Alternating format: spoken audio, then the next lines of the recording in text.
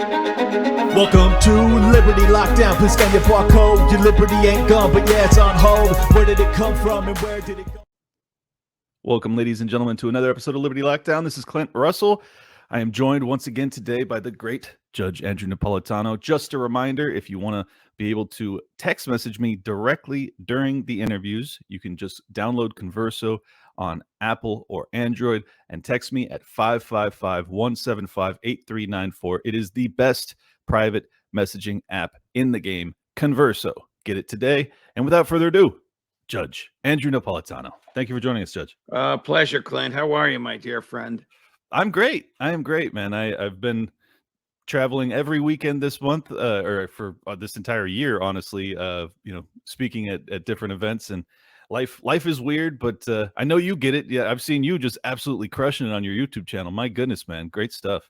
Well, I've been very blessed lately to have a lot of people interested in what we're talking about, as well as crazy, unforeseen events happening that are in my end of the world. Like, if you believe the government, a 21-year-old part-time National Guards kid has his hands on the top secret documents of the United States. Unbelievable. Yeah. Do we not have any update on Jack Tejera's? Have they already listed the charges and his? He has not been indicted yet. I understand that the lawyers are negotiating for an information. An information is when you agree to plead guilty before going to the grand jury. It saves the government a lot of time. So the government shares their evidence with you. You usually end up with lesser jail time as a result of this. The whole thing is murky and suspicious. There hasn't been a peep from his lawyers. I don't know who his lawyers are. I mean, you can't be defended in a case like this without lawyers who are national security cleared, which usually means they're ex-FBI agents who then went to law school and still have their national security clearance, because the government will not share its evidence with just any lawyers. Right. Sort of a scheme the government has. I'm of the view that this couldn't have been done alone, that he was a dupe for people far senior to him in the government, and the government is trying to protect those people. And those people have an interest in whoever they are, generals or intel people, in exposing the Biden administration for killing people and lying about it.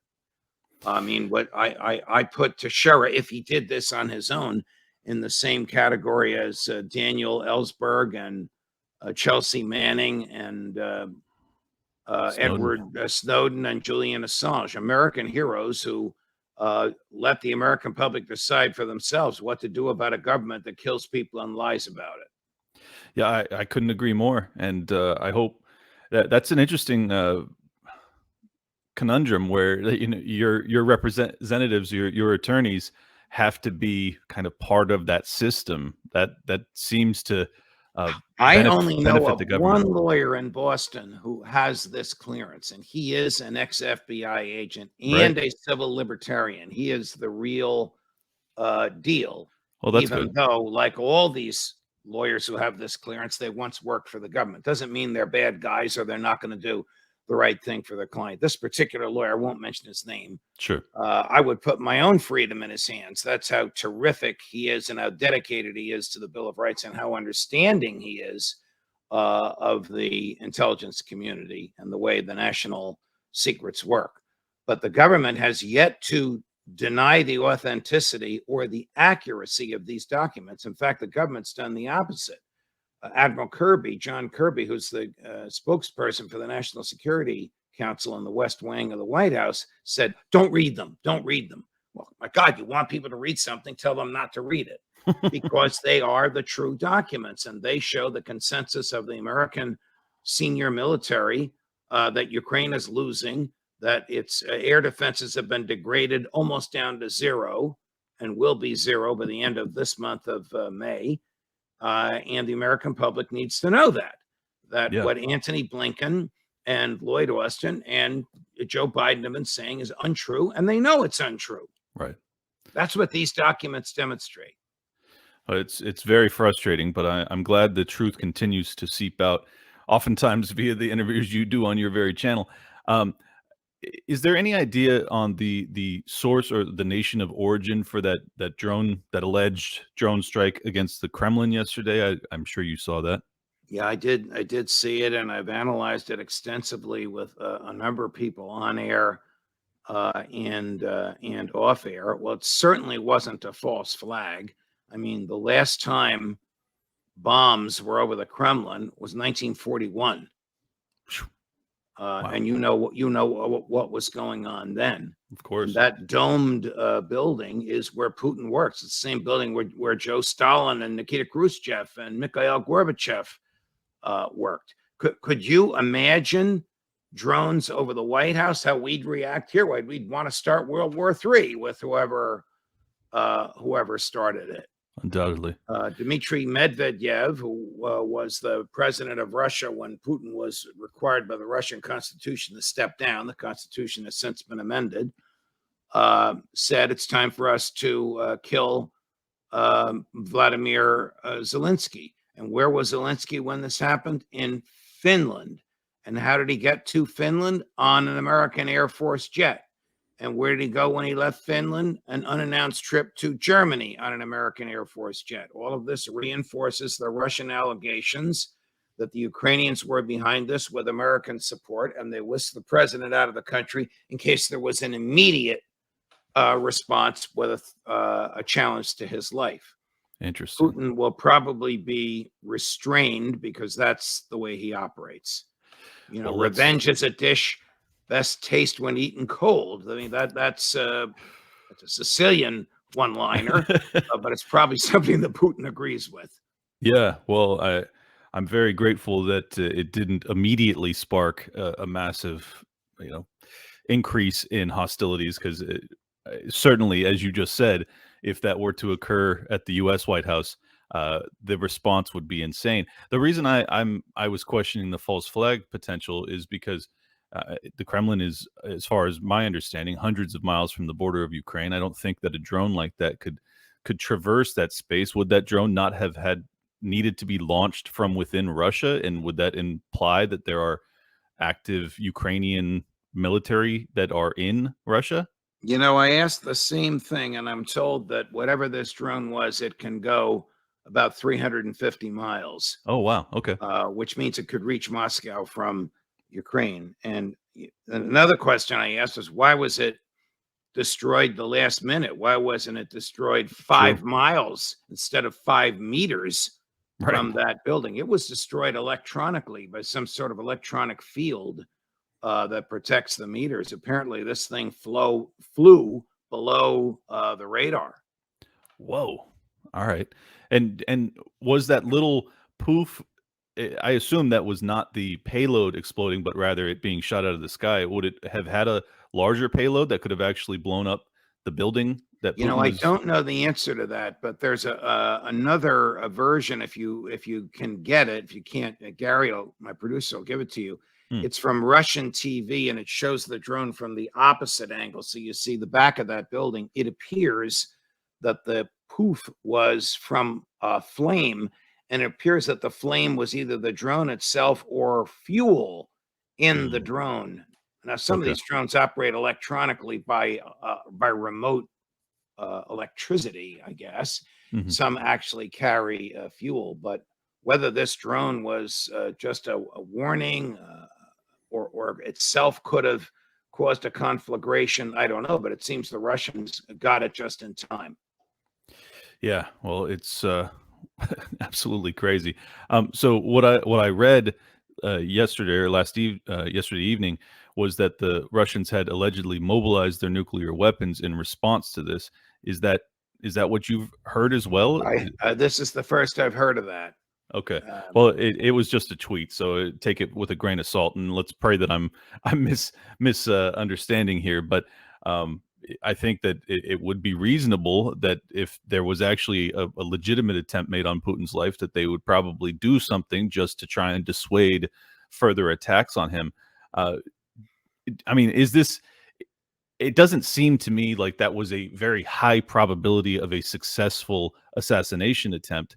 So do you think that it was more about trying to put like bring him to the. I mean, there's no negotiating. I don't even understand what unless you're actually going to take him out, in which case that also could lead to nuclear war. Like, I don't understand the rationale in these attempts at all. It just seems crazy to me. Do you have any idea what they're trying to do? The only thing I can suggest is that, there are rogue elements in the Ukraine military, That's true. and they have all this equipment, and they must have done it on their own, because if they thought that this would scare the Russians, terrify the Russians, make them think twice, they're crazy. This will galvanize the Russian people Indeed. behind President Putin even more so than before this war started. The Russian people are galvanized behind him because they are perceiving the abject hatred for all things Russian coming from the West.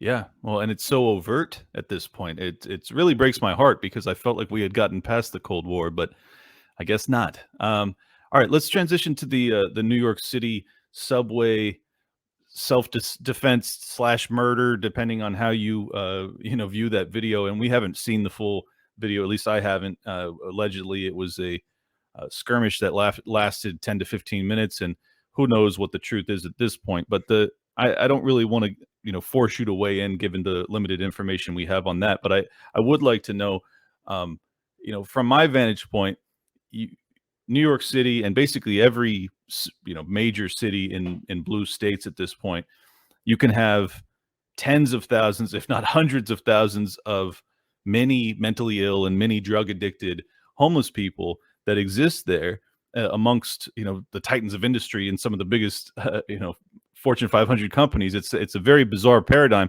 The reason it's so complicated is that you have these people many of them are genuinely mentally ill, and some of them are very dangerous. You have this guy who, from my vantage point, looks as if he's trying to intervene to prevent a catastrophe of a homeless man who's kind of out of his mind. He ends up holding a choke on too long, and the man dies, which is very tragic. But now there's demands from congressional representatives, including AOC, of course, to see him charged with murder. And this, from where I sit, is just anarcho-tyranny, where you have people who are trying to keep the peace that are then being charged, while people that are very dangerous are allowed to just run free. In fact, the man who was killed had, like, I think 40 or 50 arrests over his lifetime.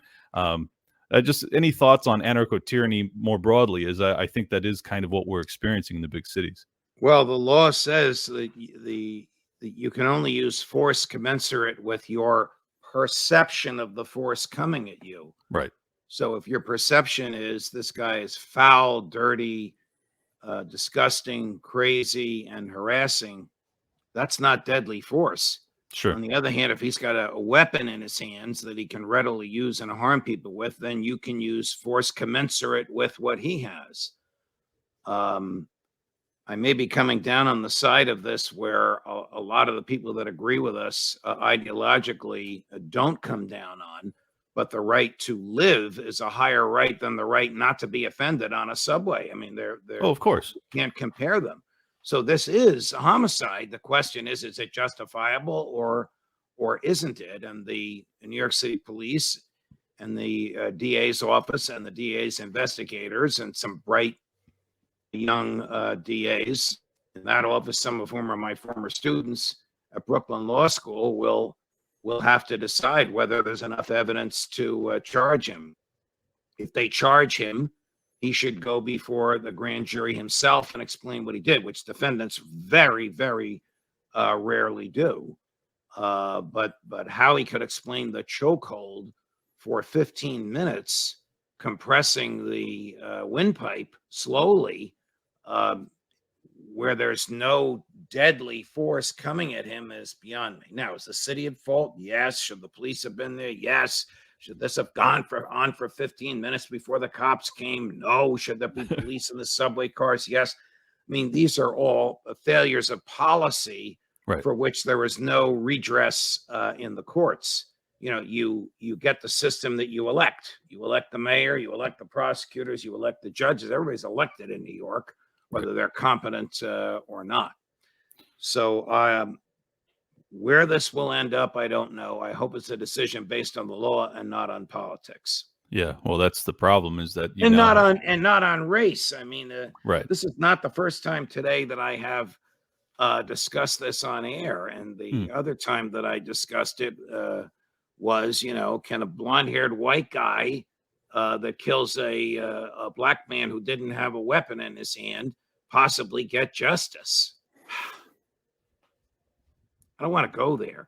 I want to analyze this on the basis of what the law is and what his perceptions were. So the law favors the perceiver. So if this guy that was causing the disturbance had a water pistol or a starter's gun in his hand and that looked like a real gun, you can get a water pistol today that looks just like a Glock 45.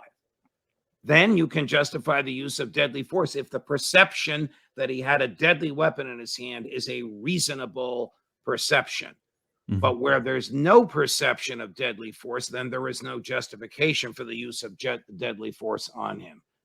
Push him away. You can yank him into another subway car. You can push him out the doors when the car opens to safety on the platform and let somebody else worry about him. You can hold him until the police arrive. But can you extinguish his life without a deadly threat on yours? No. In a word, no. Yeah. Well, I think that that's the interesting aspect of this, is because my understanding is that he was unarmed, but the broader issue is that you have this man, the man who's now deceased tragically, who had been charged with, and released over 40 times. You have this is now how the criminal justice system works in New York City and other major cities, that you have people who are consistently on the wrong side of the law that are released back into the wild to create more havoc. And then you have the good Samaritans that are trying to keep the peace. I don't think that the guy was trying to kill him. I think he was trying to subdue him with that holding his neck, and it's just, I don't know how. Then it's probably a form of criminally negligent homicide. It's like when you're playing golf and you swing the club back and you hit somebody in the forehead and they die. You didn't know they were there and you didn't intend to hit them, but you were negligent in not knowing that they were there. Yeah. You didn't intend to choke them to death, but you were negligent in keeping your arms, in that type of a fight, you lose sense of time. He may not even have been aware of how long his arms are on that guy's neck. So there's a variety of factual analyses here that the government will have to engage in before it decides what, if anything, to charge him with. Sure. Well, then I think that to kind of round this out, I'd like to know, there's a multitude of debates that was happening online about this very issue. And I thought that what was interesting is a lot of people were saying, you still have to do the right thing. You still have to be a good Samaritan and intervene when you see someone who seems to be unhinged, that's threatening others, to try and prevent them. And my response was, if you're in a blue state, blue city with a blue DA, you don't intervene, and you have to walk away. And it's tragic, but I think that's kind of the reality. I'm sorry to say that you're probably correct. Yeah. Some the good Samaritans are in their graves because they lacked discretion or the humility of walking away. You can't always be a hero, not when you have a government, a woke government, racially motivated, and that's what you have in New York City. Part of it is the bail problem in New York. These 45 prior arrests, I'm sure there was no bail, meaning he was let go immediately. We have a system in the East Coast, maybe you have it where you are in the Northeast, called Easy Pass. You put it on your license plate and you go right through the toll booth, and it zaps your credit card. You don't have to stop to pay the toll. Well, a lot of these creeps, when they get arrested by the police, they taunt the police by saying easy pass, easy pass, easy pass, which is their way of saying, take me downtown. I'll be right back here in 3 hours, because that the judge doesn't have the authority to hold me. Wow. Now, when I was on the bench, we would sometimes have 200, 300, 400 bail hearings in a day. But I had the discretion. What is his criminal record? What has he been convicted of? What are his ties to the community? How many times has he done this? What kind of a danger does he pose? What is the likelihood he'll return? Without a judge having the discretion to force the government to answer those questions and take some response from what is usually a public defender that has just met the defendant but has had a few minutes to speak with him. Without that, you don't really have a system of justice at all. The judges have become clerks. So no bail, no bail, no bail. The law won't let me set bail. I'm waiting for some judge to set bail anyway, and then the law will be challenged. The governor of the state of New York personally keeps blocking efforts to change this law. She's a liberal D that depends upon the votes of this community most affected by this for support. She was just elected. We all hoped she'd lose, but her attitude, and she's not a lawyer, doesn't have a law enforcement background. Her attitude on this is just horrible and results in a substantial degrading of public safety. Yeah.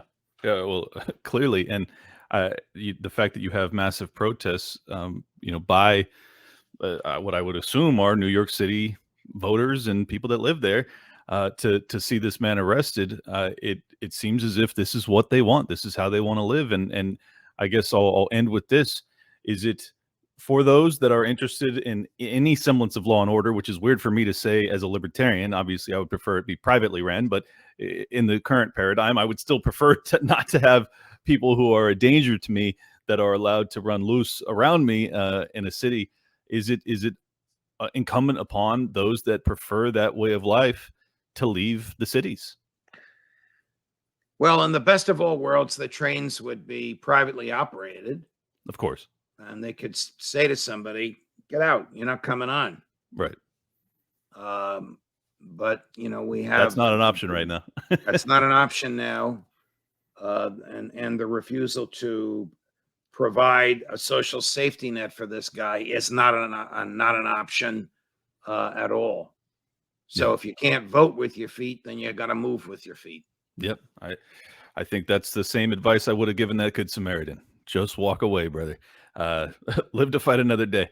Well, thank you so much, Judge Andrew Napolitano. Everybody go subscribe to Judging Freedom right now. I'm sure most of you already have, because he is absolutely crushing it. Millions of viewers per week, per month, just absolutely killing it. And I really appreciate your time, Judge. Thank you again. Oh, it's a pleasure, Clint. It's always a pleasure to be on with you. Thank you. Welcome to Liberty Lockdown. Please scan your barcode. Your liberty ain't gone, but yeah, it's on hold. Where did it come from and where did it go?